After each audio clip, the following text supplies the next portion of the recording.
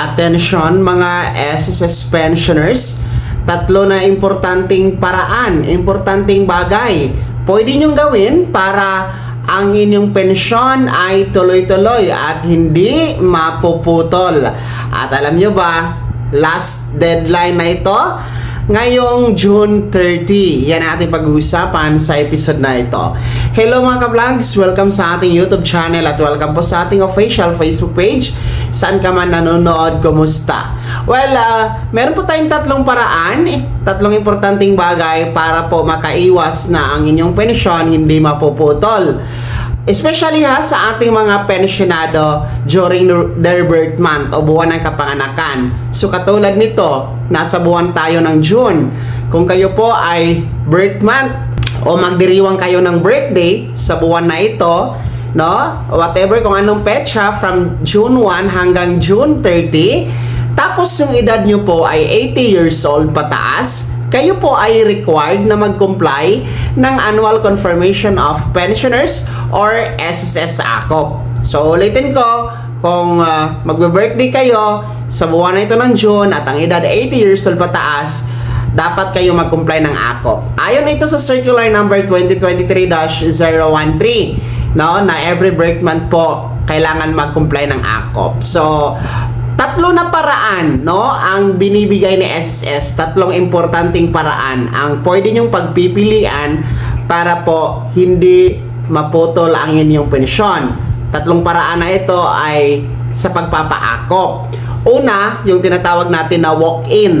So ibig sabihin ng walk-in, kayo po ang bibisita o pupunta sa branch ni SSS, no? Kayo mismo ang pupunta doon kung kaya pa naman, no?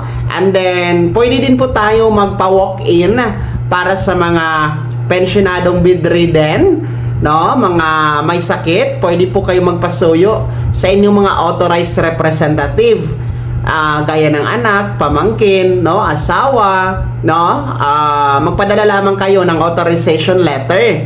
Tapos kailangan din po yung inyong SSS ID or UMID, no? And then yung authorized person ninyo, kailangan merong isang valid ID. So pwede po yon. So yun yung tinatawag natin na walk-in na pamamaraan sa pag-comply ng AKOP.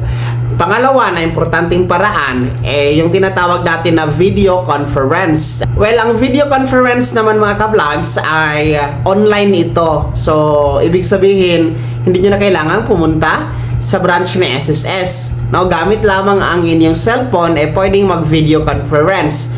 Pero ang una nyong gagawin dito, dapat mag-set muna kayo ng appointment kay SSS. So, paano ba mag-set ng appointment?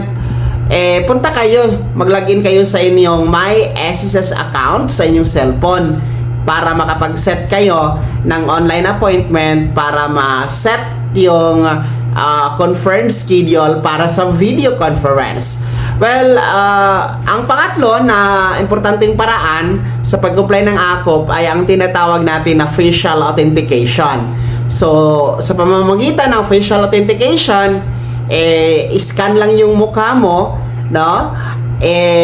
Ma-comply nyo na ang AKOP. Paano ba ito gagawin? Mag-login kayo sa website na SSS, ang www.sss.gov.ph. Tapos pindutin nyo lamang yung AKOP compliance button. Then sundan nyo po yung step-by-step process para makompleto ang facial authentication na paraan sa pagpapa-AKOP. Well, ito pong video conference, yung pangalawa kanina na paraan, at itong pangatlo na facial authentication, applicable ito, no, para sa mga nasa ibang bansa, mga nasa abroad. Kasi hindi nyo na kailangan umuwi sa Pilipinas to comply your AKOP. So, pwede nyo lang gawin through video conference or facial authentication. Okay? So, yan ang tatlong paraan, importanteng bagay na yan, no, para sa pag-comply ng AKOP. Kayo na ang mamili kung alin ang mas mabilis at magaan, madali sa inyo, mga pensionado. Tandaan nyo po, no, kailangan gawin nyo ang pag-comply ng AKOP para hindi po kayo maputulan ng pensyon. Kasi pinuputol po ni SSS ang pensyon temporary kapag hindi nag-comply ng AKOP during the birth month, mga 80 years old pataas. Mga retiree, mga disability, and survivor pensioners. Dito ka man sa Pilipinas o nasa abroad, kailangan talaga mag-apply ng AKOP. At yung mga dalawa ang pensyon na tinatanggap, no, halimbawa retiree ka and survivor pensioners, dalawa na AKOP report form ang kailangan nyo pong isumite kay SSS. So, reminder ito habang maaga pa kasi June 15 pa tayo ngayon. Deadline po ha sa June 30, araw ng Lunes, para sa mga merong buwan ng kapanganakan nitong buwan ng June at ang edad 80 years old. Please comply your annual confirmation of pensioners or SSS AKOP para pensyon tuloy-tuloy, mga ka-vlogs. Kaya naman, sino sa inyo dito yung mga kailangan mag-comply ng AKOP ngayong buwan ng June? Oy, happy birthday sa inyong lahat. I-comment nyo po sa comment section na nasa baba. Maraming salamat sa pagtutok. God bless. Mag-ingat, mga ka-vlogs.